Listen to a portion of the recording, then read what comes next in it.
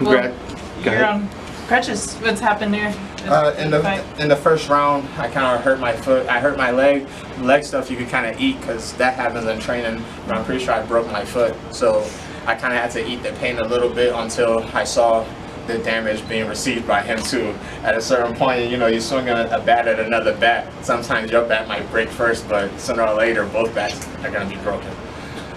Are you surprised at how quickly you guys went at it? I mean, you guys went guns blazing straight from the get-go. No way, I was not surprised. I told my coaches already, man, we coming out here to get a contract, you know? We came, like, the initial plan was to, hey, we're flipping this coin. Whichever one, he's a power puncher, I'm a power puncher. I'll flip that coin with anybody, man. You know, I believe in my power. I believe my chin will hold up. And that was the original plan from the get-go. After a while, I started seeing, like, oh, this guy's surviving, man. You know, let's not be silly. We could win a technical battle, too. And how much did it play into the fact that your foot was injured when it came to throwing punches and putting power behind it? Exactly. When I kind of saw the foot was really messed up, then it kind of became, all right, we can't just, because inside that pocket, the faster guy's going to win. I couldn't put a lot of pressure on my foot, and I started to see like I'm starting to be a little bit slower. In the beginning, I was a lot faster, but halfway through, when I couldn't put that much weight on it anymore, I started being the slower guy. Then I was like, all right, maybe let me do the same thing to his leg. Let me focus on the kicks, And when he got to start to limping, then the speed kind of matched up again. And even though yours went to a unanimous decision, I mean, when you were back there, were you, in your mind, were you confident that you were going to get that nod? Super confident, because we put on a high-level fight. You know, that fight could have easily been on a UFC fight night. That could have easily been one of the regular UFC fights. So I knew there's people online saying both of us should have gotten a contract, you know, even though I won 30-27. But I had no worries. I was like, I got this. Especially when I watched all the rest of the fight. You know, it wasn't a finish, but it was very high level technique. Did Dana come to you afterwards, after the fight, and say anything about the performance? I went to him. I let him know, you know, our country right now, we got beacons in the UFC, Israel and Kamaru, you know, we got people to look up to. And I just want to be another one of those people, try to bring up more pride from my country. I try to tell everybody, there's a million Nganus walking around in Nigeria, you know. I'm not that big, I'm a featherweight, but all my muscles in my heart and in my head, you know. But we're naturally talented, we're built for this, man, African strong. How does it feel to, like, obviously you're very proud and, you know, wanting to put them on the map. Like, how does that feel for you to be able to be a part of that now? Oh yeah, I've always been proud to be a Nigerian, you know, especially when I first came into this country. It was a little bit hard to adjust because, you know, people just aren't used to the culture. I'm not used to the culture, and there was a little time when I was ashamed because getting bullied and stuff like that. But after a while, once that pride grows, it just explodes, you know. I can't hold it back. You can't talk to a Nigerian for more than 2 minutes before you find out they're Nigerian. They're gonna slip in that conversation.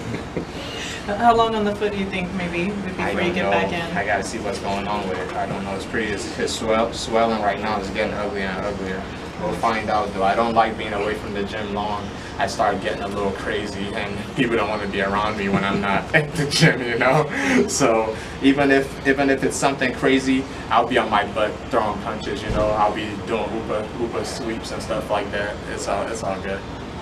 How much do you credit your opponent's style and coming at you the way he did, and the fact that you were able to showcase what you wanted to do? Yeah, I gave him a lot of praise. That's why after the fight, I was actually looking for him. I can't find him. I wanted to really talk to him because I knew once we both got matched up with each other, I was like, I definitely knew that one of us is going home with a contract. Most likely me, but I knew one of us is going home with a contract because of that style matchup. There's no way we was going to give a boring fight. Then I'm sure you would have taken the trade this morning. You'll take crutches for a contract. Oh, 100%. So I had this dream 2 weeks ago. In the dream, I was sitting in my mom's living room, and I was talking to my little brother, and I told him, man, my body's hurt, my body's beat up, there's something going on. And my brother turns to me and he goes, yeah, but how does it feel to have 10 grand in your bank account? And when he said that, it was like a movie, and I had a flashback. I was like, oh, I just want to fight. So that's exactly what's happening right now. I'm all beat up, my body's jacked up, but it feels fucking good to have 10 grand in my bank account. Can you tell us a little bit about your relationship with your training partner, James Sodiq? I was standing next to him when they made the announcement you were getting the deal, and he told me he'd been training for 6 years. I'm a big fan of you, man. I've never seen you before in person. Well, thanks. I'm a big fan of you now, too. That's what's up, man. Thanks, man. Yeah, you guys give Vic a lot of advice. You and Frank. Yeah, that's what's up, man. Hey, that's a little fandom moment. All right, me and Vic go way back. Vic knew me before I was throwing jabs, you know, and I've always looked up to Vic because I've been around him from when his skills level was like right here to all the way to where he's at. And the biggest thing I picked up from Vic is just his mentality.